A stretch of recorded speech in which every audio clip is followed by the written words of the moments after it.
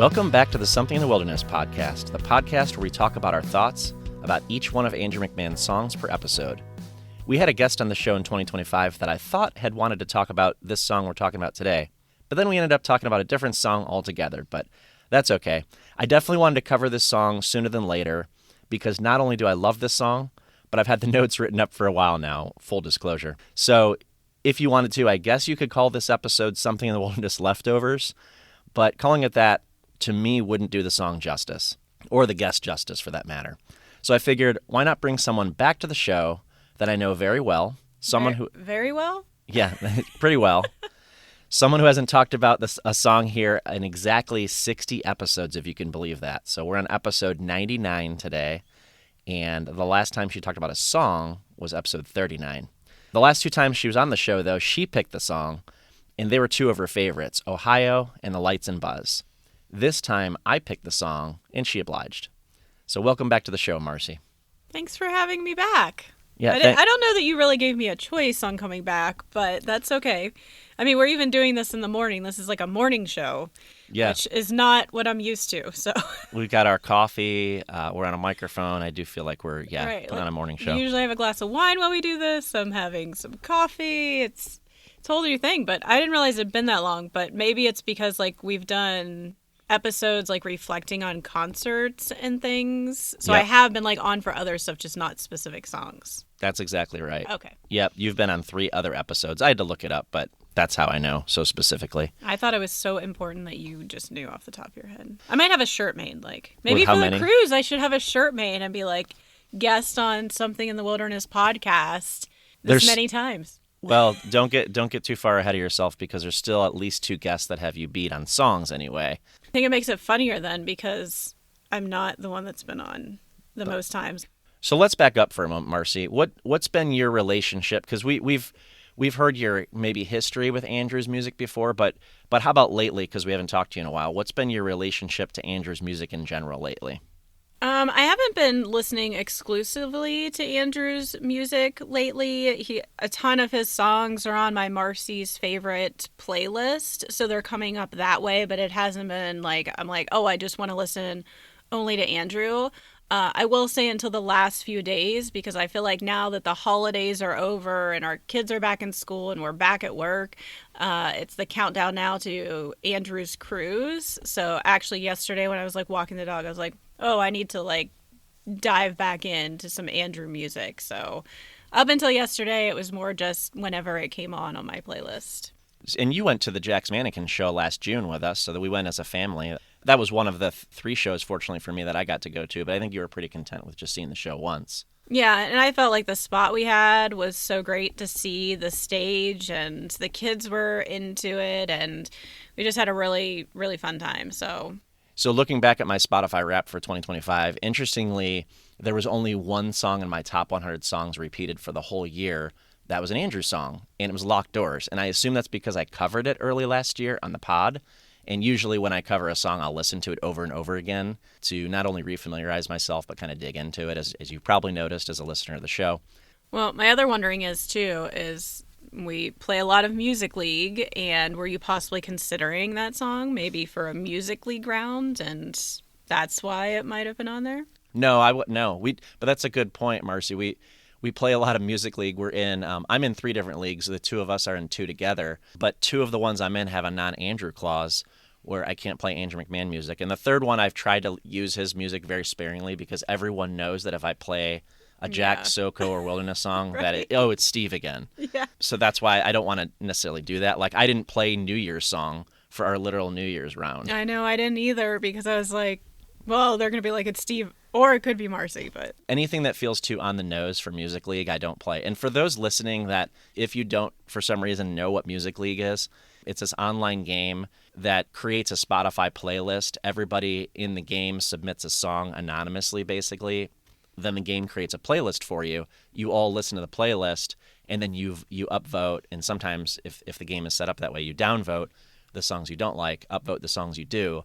And then at the end, you find out who played what and what the scores were. So it's a lot of fun. But I do think that's why our Spotify Wrapped looks so different this year, both of us, because so many of my songs are songs that other people submitted that I never knew, that I had to listen to 5, 6, or 10 times to get to know. I don't feel like mine was influenced by that, but I do think I listened to a much more wider variety of music because we had some interesting categories this year. So I don't think my overall was impacted at all when I look at the list. But because I listen to so much more of a variety, I think there's artists that I typically listen to more that didn't show up on there because I was listening to Music League playlists or finding a song to submit for Music League. I mean, pretty much exactly for me, too. So interestingly, though, Marci, there's another coincidence that I didn't tell you about that you're joining me for this particular episode. And it's not that I'm celebrating 100 song episodes in a couple of weeks, but here it is. When we talked about Ohio 60 song episodes ago, believe it or not, and this is just an interesting fun fact for the listeners, that was the last time I've talked about an Upside Down Flowers song. Huh. That's interesting. Interesting and kind of sad, 60 episodes without an Upside Down Flowers song. The irony here is that Upside Down Flowers just doesn't seem to be the most requested album to talk about songs in this podcast, but in the coming months, we'll have at least one guest on here talking about another song from the album, possibly 2 more. So my goal for 2026 is to double the songs we've covered from this album this year. So that's why we're starting off the year with it. All right. Marci, do you remember which song we're talking about today? Yes. I remember because when you said, do you want to talk about Paper Rain? And I was like, well, I've been listening to a lot of Paper Rings by Taylor Swift, so it seems to fit. And then I did go on, I will say, I did a whole Chat GPT thing of having it compare the 2 songs. I just wondered what it would come up with the comparison between the 2. Anything interesting? I mean, the overall themes of it and the fragility of paper seems to come up in both of them, but the Taylor one is definitely much more, it said, joyful, but the Paper Rain is much more a cautionary tale. Oh, I like that. Yeah. And, it also mentioned Showgirl in it, so I was just coming up with all kinds of Taylor intersections. Well, look out for AI coming soon as the next guest on the episode, on the podcast, apparently. Not really. Promise you, that's not going to happen. I just thought it was you told me to bring something new and I didn't have a ton of time to prepare, so I was like... No, full disclosure, and I guess I haven't said this yet too much. I said a little bit in the intro, but Marci kind of subbed in for this episode, like I said earlier, because I had the notes prepared and I just said, hey, why don't you talk about this song with me? I'm putting out an episode this week. I'd like to talk about this one. And really what it boils down to is I could have talked about this song by myself, but I always find it more interesting when I can have a guest. And then she just kind of jumped in and subbed in this morning. So I appreciate it. So I don't remember any early thoughts that I had about this song when I first heard the album. So I just assume I heard the song as I was listening through the entire 11 tracks the first time when I heard it back in the year it was released. So I'm not really sure. But one time I was on Camp Wilderness, a live stream with Andrew and other fans, and Andrew was taking questions. My question for him was, Andrew, can you take us through your songwriting process? How does it start and how does it kind of get baked into a song? Where does it begin? How does he work it out from that beginning idea? And lo and behold, he used this exact song on his piano to illustrate his answer. So I had a big old smile across my face that he could see and probably anybody else who was on that Zoom could see. And I got to tell him that it's one of my favorite Wilderness songs of all time. So I was really pleased that he just happened to pull that one out as the example. I didn't know that. Yeah, it was really cool. I didn't know that was one of your favorite Wilderness songs. Yeah, and we'll get into why. I think this one's really special. So the band we're talking about today is Andrew McMahon and the Wilderness. It is track 5 on Upside Down Flowers. And the song was technically released as the 4th and final single on November 8th, 2018, just 8 days before the full album came out on November 16th, 2018. Now, I don't remember this as a single initially. I only knew that after the fact because it has a music video, to be honest. That's why I knew that it was a single. And I don't know that I've ever watched the entire music video all the way through until this morning. Maybe one other time, and I'd probably forgotten. I did 20 minutes before this because I didn't know there was a music video, but I wasn't actively searching out Andrew music videos either, so... I actually don't either, and I've mentioned this on the pod before that I actually don't watch the music videos if I haven't seen them before until I'm getting ready for this particular episode, so I just hadn't watched it before. So we'll come back to that topic. I am really surprised that they didn't do any singles after the album came out to promote this album. It never occurred to me until recently, though. It seems like the singles like Paper Rain and Blue Vacation and Teenage Rockstars and Ohio were used more as promotional material for the album release than like a real singles push. But what do I know? I don't know anything about the industry. So Marci, I do know your listening habits well enough to know that we're kind of opposites in the way. You don't typically put on an album and listen front to back, right? Oh, like no. I do. Nope, not at all. So where do you land on songs from Upside Down Flowers? Like beginning with Teenage Rockstars, ending with Everything Must Go. Are these songs, besides Paper Rain, are these songs that you typically listen to when you want to hear Andrew McMahon? Yeah, I would say I think on my playlist, probably half of these are on there. Okay. I mean, Andrew McMahon in the Wilderness is my favorite era of his. Mm-hmm. So I really lean into the Andrew McMahon in the Wilderness part. So maybe that's why. Yeah, no, that makes sense. And I think for your music tastes, it's really fitting.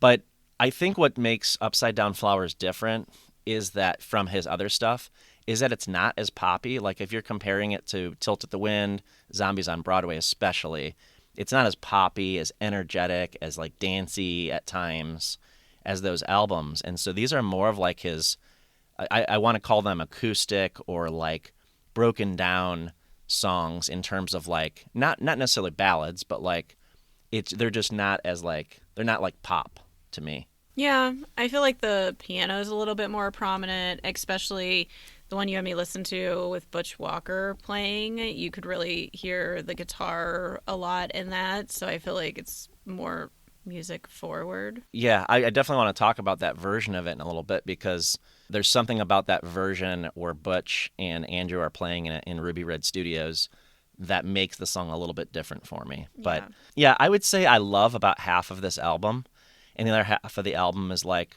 pretty good, but I don't love every song on this album. I'm just being honest. I mean, I feel like Teenage Rockstars, Ohio, Paper Rain, House in the Trees, like those are some of like my favorites. Yeah, those are top tier Andrew McMahon in the Wilderness right there, what you just mentioned. Yeah. I completely agree. And even This Wild Ride's on here. Like... Mm-hmm. Let's talk about some production notes here. The song was written by Andrew McMahon and produced by Butch Walker, who we just mentioned. Andrew played the piano, and from what I gathered, Butch played the rest of the instruments on the album. So this album was basically a collaboration between Andrew and Butch Walker. And my understanding is that Andrew wrote all the songs on a piano, which kind of comes through in the songs. Yeah. Is that, like you said, it's more piano-based. And then he played them for Butch, and Butch kind of filled them out with instrumentation. And that's how we got Upside Down Flowers. That's my perception in reading between the lines. I haven't heard either of them explicitly say that, but they've kind of said things that sound like that. Since this album did come out in late 2018, I assume the album was put together that year, so I'm going to say that it was probably recorded in 2018.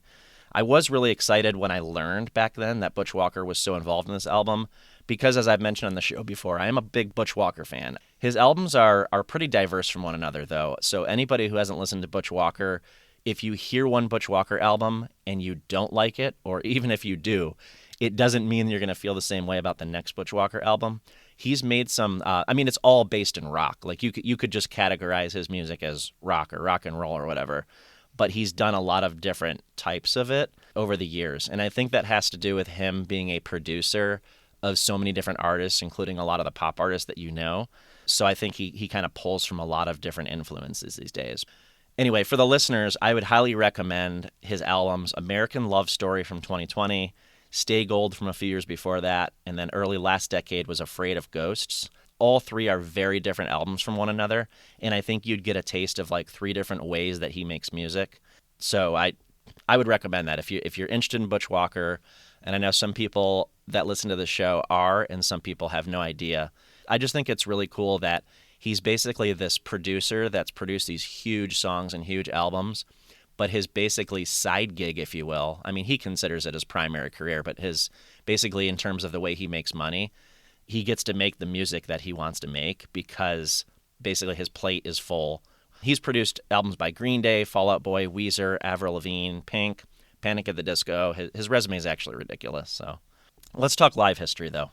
According to Setlist FM, Paper Rain has been played live 115 times in concert, and then 2 more if you include Instagram live streams. We don't hear this song every time The Wilderness performs, but I would say it's in the regular rotation. Marci, do you remember seeing this one on the cruise last year, the Holiday from Real cruise? Well, I watched our video that helped refresh my memory, but, Yeah. so yes.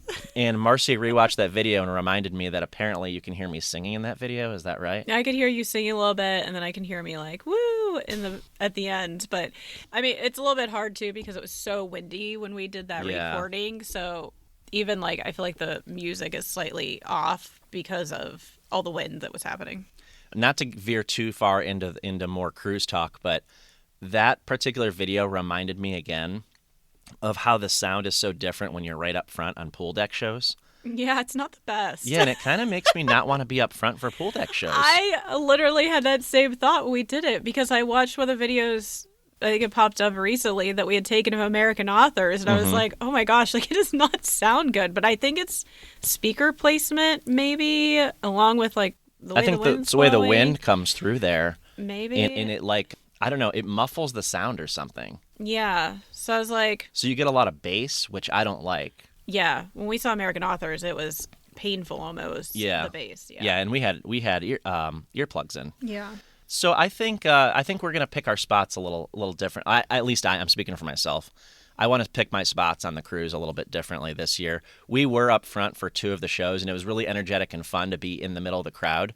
And I'm not saying I won't do that again, but I do realize that when I go up front on a pool deck show, the sound is very different from when you stand further back. So yeah.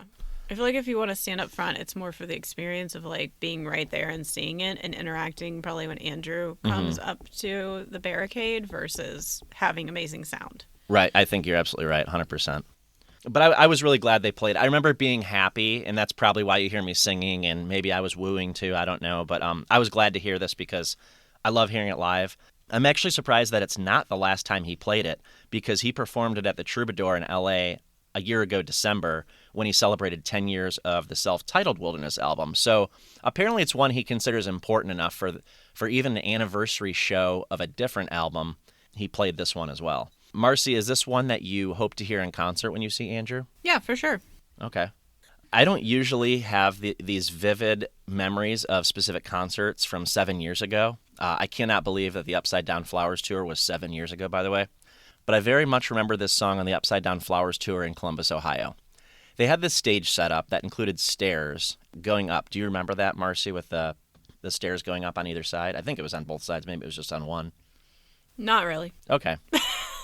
But he started at the top of the stairwell for this particular song, and he put on like this fancy, or not fancy, but like glittery cape maybe? That does sound kind of familiar. And sunglasses, and he came down the stairs singing this one. And I do remember thinking, this is a pretty goofy like setup or move for what I perceive to be a pretty serious song. What are your thoughts? I agree, but I was also trying to think of this because, like, I joked around. I was like, maybe we should do a whole family episode about this one because I feel like it would have been so interesting. Because to someone that just listens to this song, it's like almost like a party song. Like, hey, we're going to go to Vegas and we're going to have fun and we're going to try to win some money. And I think our kids or someone that just listens to it once, especially if they don't know Andrew and know that there's a lot of other meaning to his songs, might just think that's what's the song's about. Just this high level, like, let's go to Vegas, let's have some fun. And that there is this whole other meaning to it, though. So I feel like he's trying to, like, play into the whole Vegas theme of it with when he puts on that cape and does it that way. Mm-hmm. But it does make me wonder when you're standing in a group of people, like, how differently people can be interpreting the song based on how they're listening to it. Yeah, because I always thought of this song as like a dark, deep meaning type of song with maybe some negative memories or negative aspects, things that happened to him in his life associated with it. And I never thought of this as like an unserious thing, like let's go to Vegas and party type of thing. I've never perceived it that way, but I agree with you to the extent that it feels like that's the way they portrayed it live. Yeah. And I think that's where it came from. Because was it supposed to be like an Elvis type of thing? Is that what? Because he does say a king with my umbrella out. I think it just represents, like, you see that and you think of Vegas. Yeah.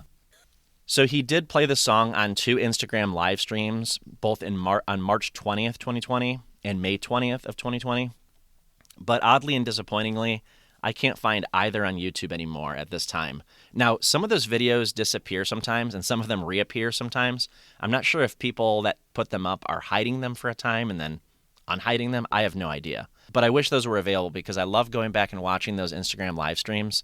And like I said, when I saw Andrew do just a noodle of this on Camp Wilderness, it was like so cool. A noodle.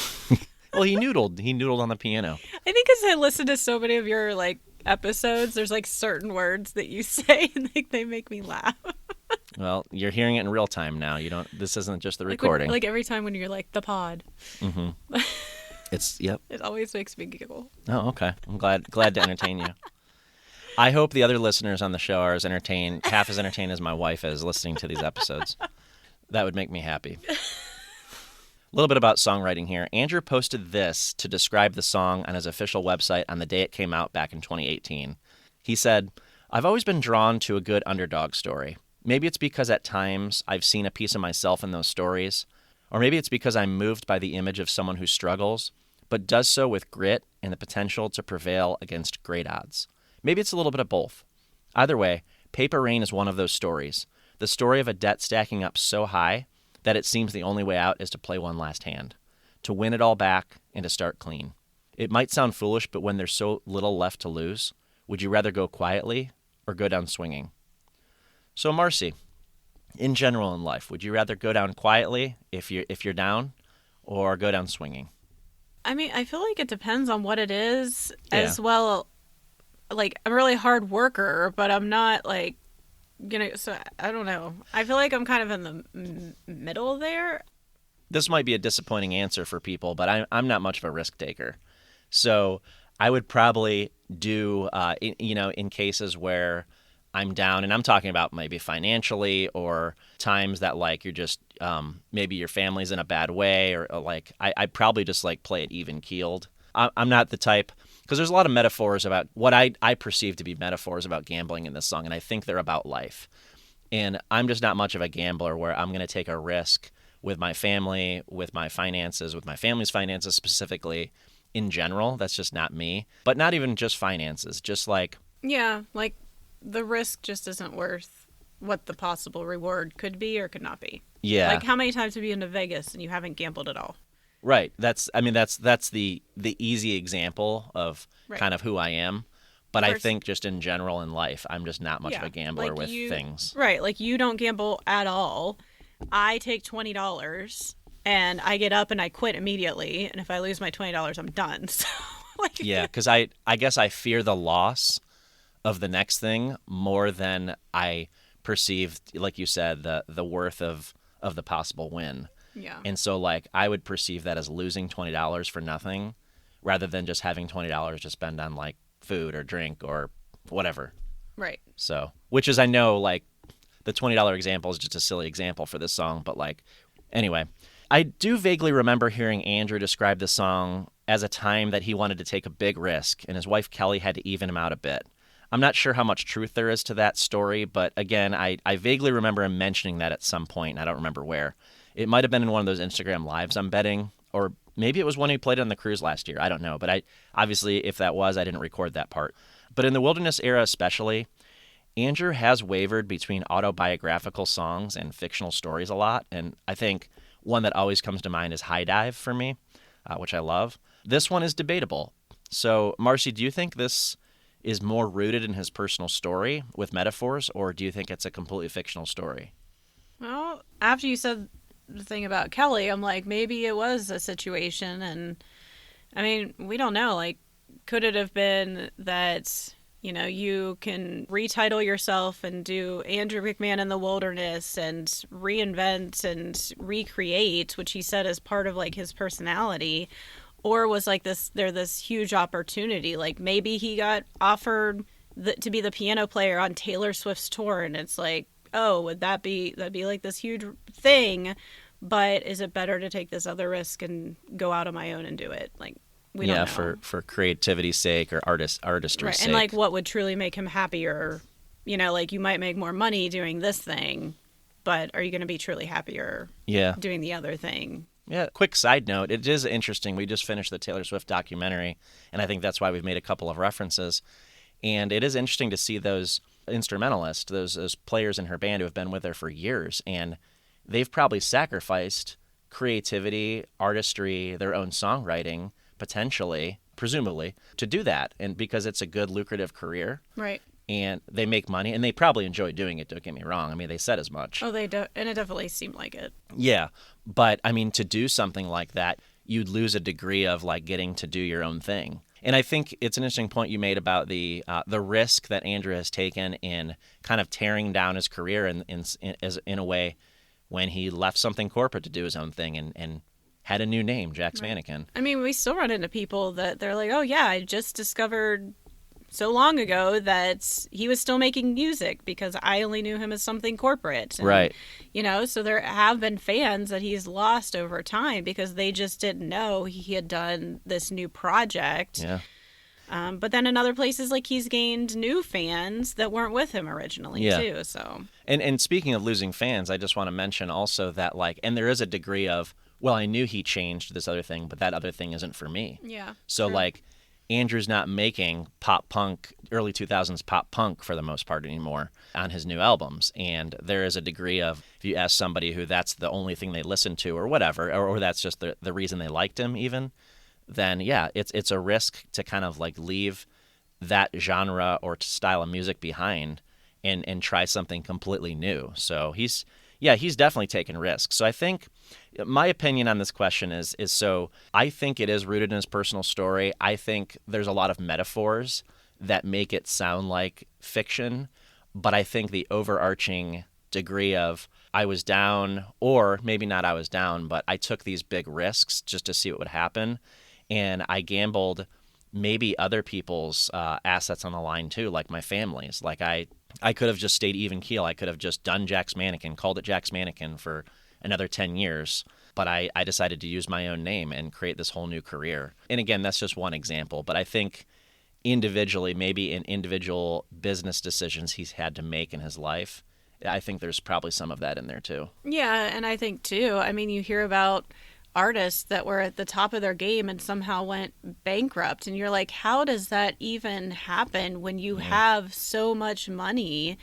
You know, so it could be some kind of reflection of that, of like, once he started really making money, like, he could have gone and bought a whole bunch of stuff and blown it, but, you know, and he may know somebody that has gone through that. Oh, I'm sure he does. Yeah. Yeah, that's a good point. I don't know. I don't know where Andrew lives, how he lives, or anything like that. But I get the impression he doesn't own a multi-million-dollar home and have all these cars and a boat. And, like, I don't think he's gone that lifestyle where he's trying to, like, spend every penny that he's made.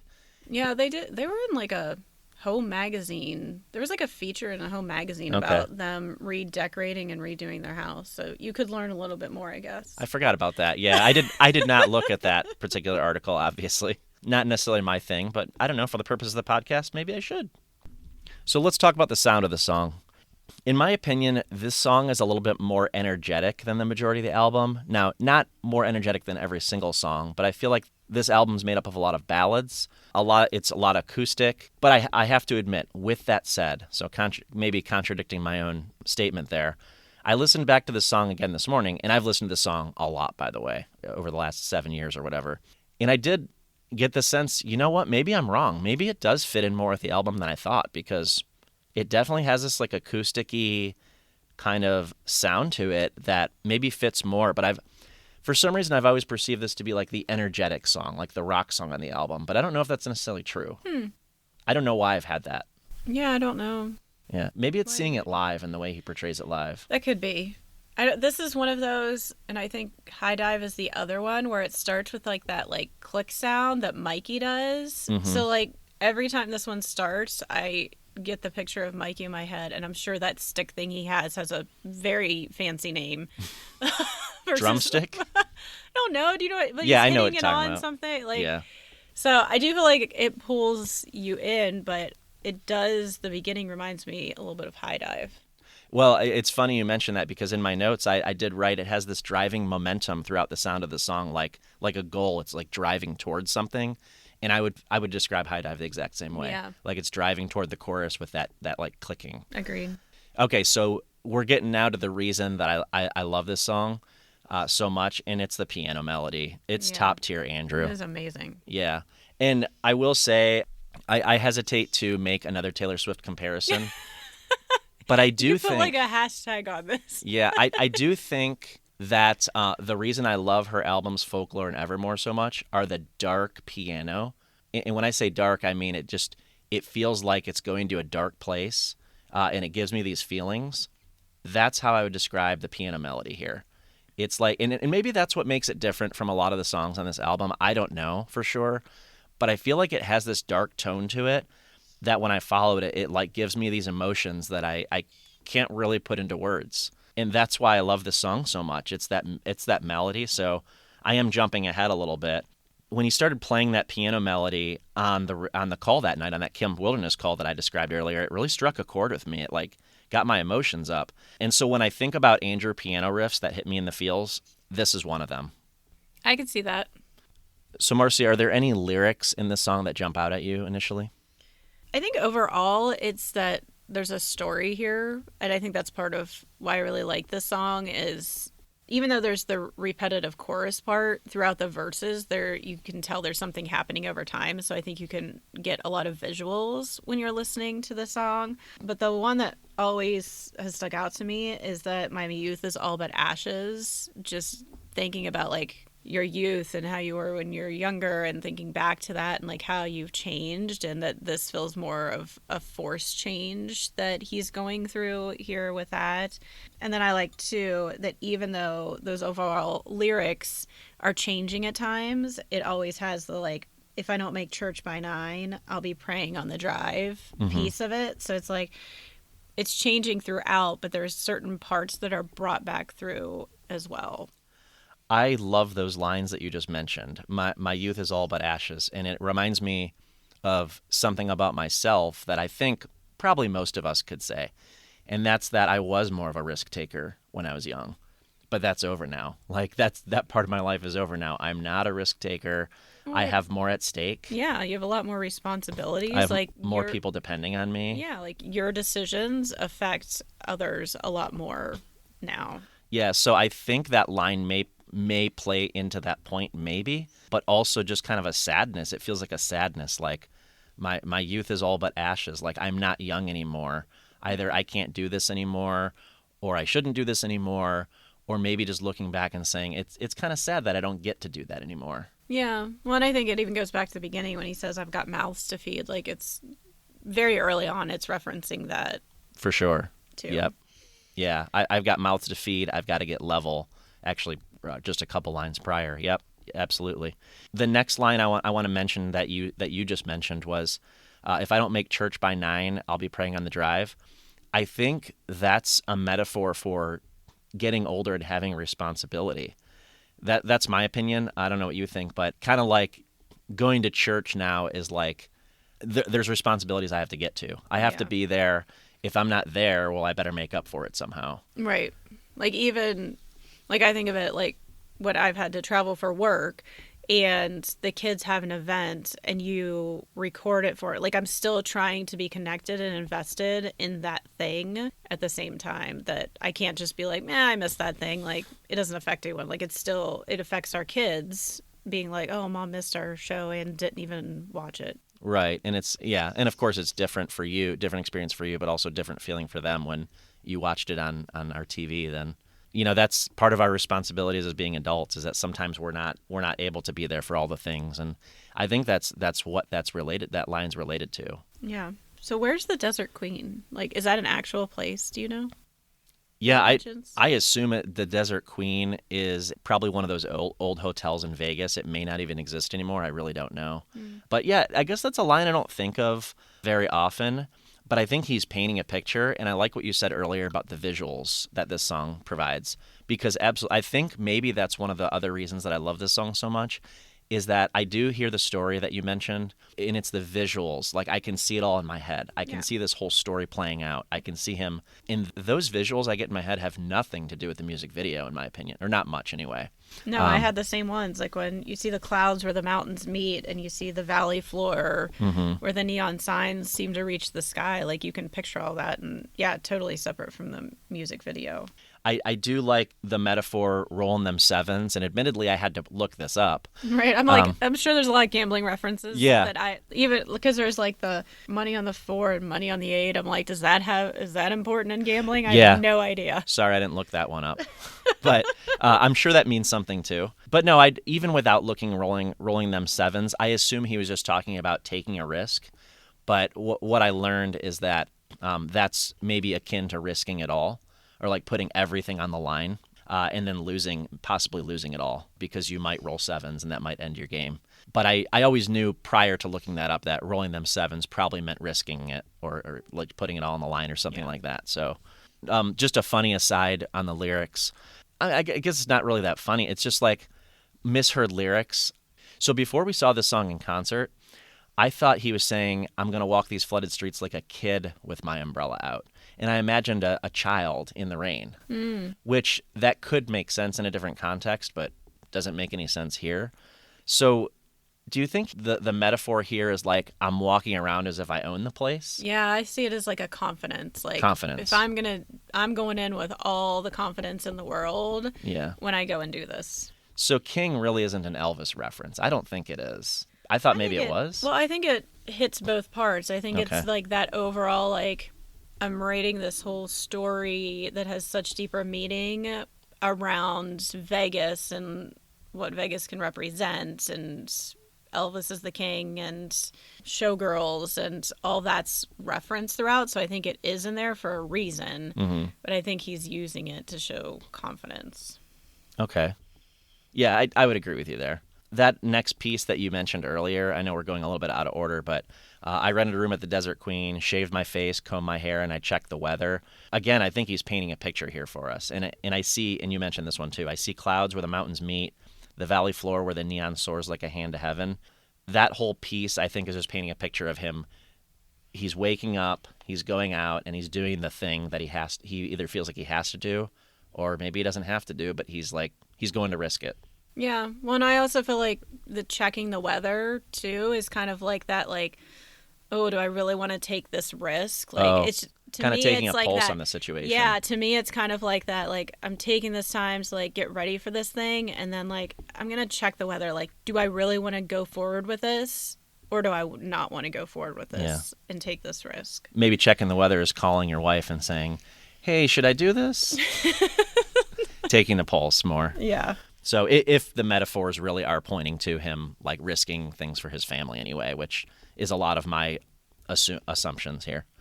So I have this note from an article from back then, and the journalist was asking Andrew some of his favorite lines, and he gave this example. And interestingly, I'm looking at the lyrics I just read now, and it varies a little bit. So I'm assuming the lyric I'm about to read is the correct lyric, because this is a quote from the article that Andrew actually said. He said, "The valley flows where the neon soars like a hand to heaven." That was one of his favorite lines from the Upside Down Flowers album, at least in the year that he released it. And I don't know, Marci, has this line ever stuck out for you? Yeah, I think so. Just as a visual? Oh, yeah, it's a visual. Like, right now it's hard because we've been looking at these lyrics for so long, and I'm like, wait, was this one that stuck out before? I think it was. But yeah, I think it's the visual. Like, I could see an artist, like, trying to paint what this is a picture of at this point. I think it is a cool line. I have no sense of, I have very little sense of what he means by that line, but I'm perfectly okay with it. Yeah, I find it interesting that he uses the word heaven when he's also mentioned church in here as well. Like, there's definitely a couple of biblical references. And he doesn't do that very often, I've noticed. We've talked about that on the show before, where it's very limited on, like, church, heaven, God, Jesus. Like, it's very little that he mentions that, but occasionally he pulls out a reference. Yeah. I want to jump to the bridge real quick. Got a stack on the line and a stack behind, rolling like a wave on a moonlit night. Oh, I love that line. I italicized that one. Rolling like a wave on a moonlit night. I wasn't sure if it just printed that way. Yeah. I think I did that because I like the way he sings it.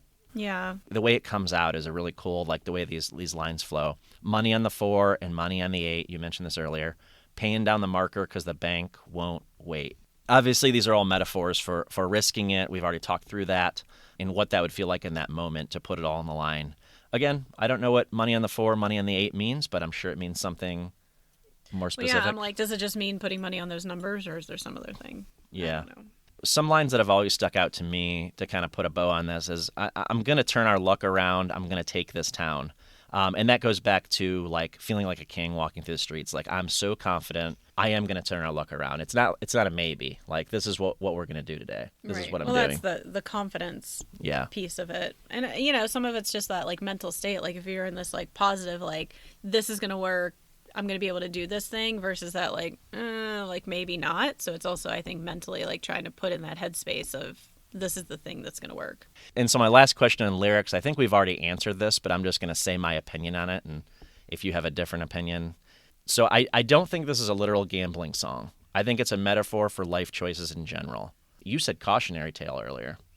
And my AI research that I did really talks about like how fragile paper can be. Like just thinking about like money and things in general. So like I'm reading a book right now, and the author, even though it's a fictional tale, will like reference like actually things in history. And one of the quotes that he pulled from someone else to like help tell the story, because there's like natural disasters happening and stuff, is like we're one natural disaster away from humanity like extinction or it's more like descending into chaos, I think is like how he put it. And I think like this is, like the paper part of this kind of represents like the fragility and, like, yeah, you can be so confident, you can even think like they say like most of us are closer to being homeless than we are to being millionaires. Like, right. Like you think like, yes, I'm comfortable and here's how things, but like one small thing can turn on that, and like how fragile a lot of things are that we just don't actively think about. Right. Like if Monday we both got fired. Right. Yeah. So then, it's a lot more, we're like, oh, we can't take these risks. We can't do these things. Mm-hmm. So yeah, I think that's why he frequently, it's like thinking of money, of like the paper money, money flowing down and stuff, but that there's a lot more to it. So I mentioned earlier, my favorite thing about this song is the piano melody by far. What's your favorite thing or part of this song? I think it's the piano, but like I said before, I think it's also the story that's happening throughout this and all the visual images that you get from the song. Yeah. I shared another version with you this morning, Marci, and you had a chance to watch it. I know they call it the Ruby Red Studio version, and I think this is actually, like, if you're a Camp Wilderness member, I believe they have this video in Wilderness, but it's also on YouTube, so you can find it, and we'll link it in the show notes. I love this version. It's Butch Walker and Andrew McMahon in a studio, and they were talking in the beginning briefly about how this project came together between them, and how, again, Andrew just started playing some songs on piano, and then Butch added something to it, and they wanted to see, and they had basically no expectations and wanted to see how it would play out. And then they recreated that moment by playing it right there in the studio. But I would call this a stripped down version. But I felt like it allowed the piano to even feel more dark and more mysterious. What did you think about that version? I really liked it. I'll be honest, I didn't listen to the first part talking because I was doing a few things and didn't know that was important to this discussion. No, that's okay. It really wasn't much. It was like 30 seconds. Okay. Yeah. But yeah, I really loved how much you could hear the instruments in that version. I have a hot take that you may very much disagree with, in that I feel like it sounded more country than the original version. Maybe that's why I liked it. Yeah. I think it's the slide guitar. I think Butch did a little bit of slide guitar. And I think whenever I hear that, I associate that with country. That's probably just me, though. Like, I don't know if that's how other people feel. It was a little bit more, the acoustics came through a little bit clearer because of the rest of the instrumentation. And studio effects, let's say, were all dropped off. They didn't exist in this version. So you only get this dark piano. It almost sounds like maybe folky is the better, maybe country isn't it. Maybe it's more folky sounding, but I just think it gave a different tone to it. I also think some of my feelings have to do with how Andrew sings this version. Maybe his vocals come through clearer in this version because they're not hidden by, again, studio effects. I feel like I can hear his emotion better. Yeah, maybe that's it too. So I would love if this version was out on Spotify, that I could just kind of add it to a playlist, because I don't, as I've mentioned before, I don't typically listen to music on YouTube, only if I'm seeking out a video specifically. But the bridge was interesting real quick in this version, in that there's no piano for the first few lines, just acoustic guitar, and then the piano like pops back in. And you may not have noticed that, but like I'll have to listen to it again. yeah, but it's just kind of like a interesting way that they did that. They definitely planned it. It wasn't like they just came to a studio and they were like, hey, let's just play for like they obviously it was very much planned, which it came out really good though. It did. So you did have a chance to watch the music video about 20 minutes before we started. I did. I feel like Andrew spent a lot of time on his hair for that music video. That was your takeaway? That was not my takeaway. I don't know. It just stuck out to me when I was watching the music video. I was like, Andrew spent a lot of time on his hair for this music video. But I honestly didn't love the music video. I just feel like it was too literal with the words that are written and doesn't really have that looking behind and more in depth into what it really means. Yeah, I'll agree with you in that it's not the visuals that I had in my head, which does seem to happen with a lot of music videos, which is I don't watch many music videos, and maybe it's for that reason, because it kind of taints my view of the visuals I get when I listen to a song sometimes. I don't think that's going to happen here. It's just like what they portrayed in that is not what I had in mind. Right. I don't know. I guess if someone like to me that doesn't produce music videos and was like, take this song and make a music video out of it, that's like probably what I would have made. Oh, it is what you would have made? Well, maybe not like somebody that young, but like he talks about taking the last of the precious metal and you see the person taking the jewelry out that's true. Yeah, like it is out very literal. of the box. Like it's extremely literal. And I feel like if I went and was like not with no experience making videos. Right, with no experience making videos. Like, I almost could have just recreated the video in my own house. So for the listeners, the basic premise is there's a kid who notices that his family is in financial trouble, is what I perceived at the beginning. Yeah, because they show final 2 notices and stuff. Yeah, final notice. I don't remember if his parents were arguing at the beginning or just, like, standing in the kitchen. Yeah, I think they were. Or, like, there was a little bit of discomfort within the family dynamic anyway. And so the kid decides he has to do something, and I think the ending is a fantasy. I don't think the ending is like in his mind, in the boy's mind. Well, they don't actually really show if he wins or not. No, what I mean is, so he takes the metal, the precious metals, or like he basically takes some jewelry to go sell it to the pawn shop to make some money. And then, and maybe that's all part of the fantasy. But then what happens next is, very unrealistic in reality. He goes into some back alley, like gambling spot that they allow kids, and he's all dressed up and he's but everything's dark around him, so that it kind of looks like a dream. Yeah. And that's why I think it's a fantasy. And then he's literally rolling dice. And then, yeah, like you pointed out, it doesn't show how he fares at the very end. Like he does lose it all. Well, he does. Yeah, he gets up and then he loses it all and has like the last of the money left. Yeah, and he throws it down. Yeah, and then it kind of goes to him bicycling away, but does show that like a bill drops from his pocket, or does he do it on purpose? Like, did he win so much he does it on purpose and leaves it behind, or did he not realize like he still had another 20 in his pocket? That's a different perspective. Okay, didn't think about that one. I would like to think, being an optimist, that he had so much money he had to shove in his pockets that it was just falling out on the way afterward. But we don't know that because the last scene, like you said, is going from he rolls the dice, but it doesn't show the result. He rides away, and one paper bill falls out. But you're right, it might be, oops, he had another one he could have tried with. Right. Oh, that kind of makes it a little darker. He lost it all, and he didn't know he had another chance. That's the only part of the video I feel like I could not have come up with on my own. Yeah. Oh. Okay. I learned something new. Yeah, I didn't love the music video, but I get it. You're going to notice Andrew's hair next time you watch it.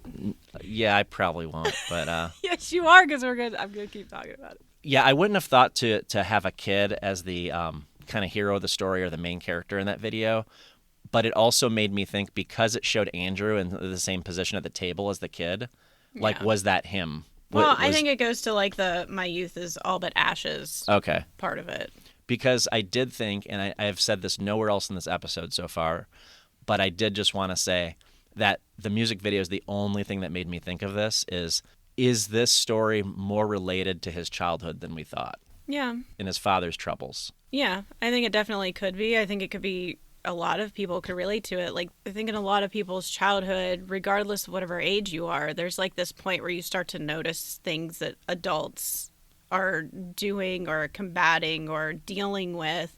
And you're like, oh, I kind of remember that moment or that spot where I was like, oh, I feel like I'm kind of transitioning from being a kid to an adult. Like I'm just noticing these things that are affecting my parents that, you know. That you didn't notice before. Right. And some kids, unfortunately, have that experience way younger than other kids do. But everybody, I think, goes through that at some point. Yeah, really good point. As I said earlier, Marci, this is one of my favorite songs off of Upside Down Flowers. I mean, I love Ohio. I love House in the Trees. So it's really hard to say that I love this song more, but it is top tier Wilderness in general. Agreed. But this song is the one that brings the energy for me that maybe those others don't. It feels rebellious. It's serious. It feels like it came from a darker place than the others. And again, as silly as it's portrayed live, sometimes, as I mentioned, it does feel like it was born of a dark thought in his head. I think it's the piano melody. It just sounds sinister is what comes to mind, which sounds really dark. But so some of the songs on Upside Down Flowers feel very personal, like Teenage Rock Stars, Ohio, This Wild Ride, House in the Trees. I feel like this one blends fiction with his real life story, and I'm okay with that. Like I said, High Dive I'd put in the same category with that, how he's blending fiction and reality to create a story that's emotionally impactful. Thank you, everyone, for listening. And thank you once again to my wife, Marci, for taking some time to listen to me ramble about Andrew's music, although I know you listen to every single episode. I do. I'm a few behind, so... Oh. I know. I wasn't your top Spotify listener last year. Unbelievable. Who was? I don't know, but if you were, you should comment because that's a good point. So like you listen to every single episode. Right. Well, part of this is because in October, so I went on the Hallmark cruise. It was the Hallmark Christmas cruise. It was the beginning of November. So I started like listening to Christmas music and preparing for that in October. So my October, November listening wasn't. Were you listening to Christmas podcasts too, or what? No. Okay. I was listening to more music, I think, than when I was like walking the dog. Oh, I gotcha. I was listening to more of other things rather than versus a podcast. The podcast because of everything else that was going on. Well, usually not an expectation, but sometimes I literally do ask you to listen to it and give me feedback. So that's true, and those ones don't count on Spotify because you give me like the raw file. The raw file. So it's my goal for one of my goals for 2026. Be back your number one, Steve. And it should be yours, too, if you're listening. Commercial break. Right. So, everybody, if you would, be sure to subscribe, rate the podcast so more people do find it. I mean, rate it highly. Yeah, we'll obviously rate it highly. But my favorite thing is when you post comments on Instagram or, like, even chat me on Instagram. That's a lot of fun. Like, as you can hear, I have a lot of fun talking to other fans. Or you can, if you want, you can email me at somethinginthewilderness@gmail.com if you have a little bit of a longer story to share, which sometimes people do, and I love that too. So, right. Or if you want to chat and we can look for more Taylor and Andrew crossovers. Yeah, we could do that too. But if you're not a Swiftie, kidding. I understand. Like, I mean, you really could. Hopefully, we didn't get too much into this episode to like turn people off. But right. Sorry, my next time I'm on, I will not reference Taylor at all. Yeah. Well, you're not the first guest who has. So, but until next time. I've got a debt to pay and a date with the devil. I've got mouths to feed. I got to get level.